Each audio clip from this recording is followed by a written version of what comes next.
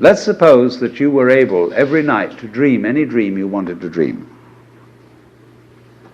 And that you could, for example, have the power within one night to dream 75 years of time, or any length of time you wanted to have.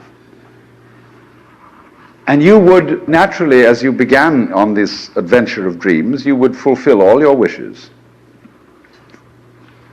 You would have every kind of pleasure you could conceive.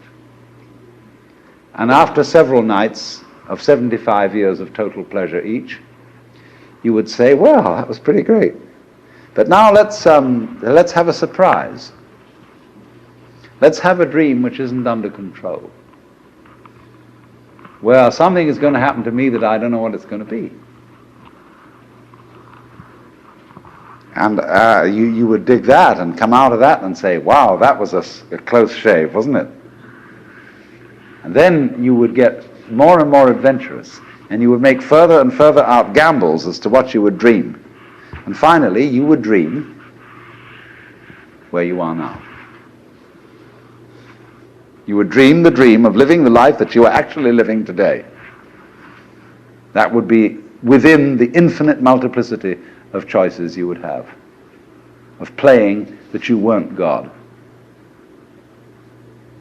Because the whole nature of the Godhead, according to this idea, is to play that he's not. The first thing he says to himself is, man, get lost. Because he gives himself away. The nature of love is self-abandonment, not clinging to oneself. Throwing yourself out, as in, for example, in basketball, you're always getting rid of the ball. You say to the other fellow, have a ball. See?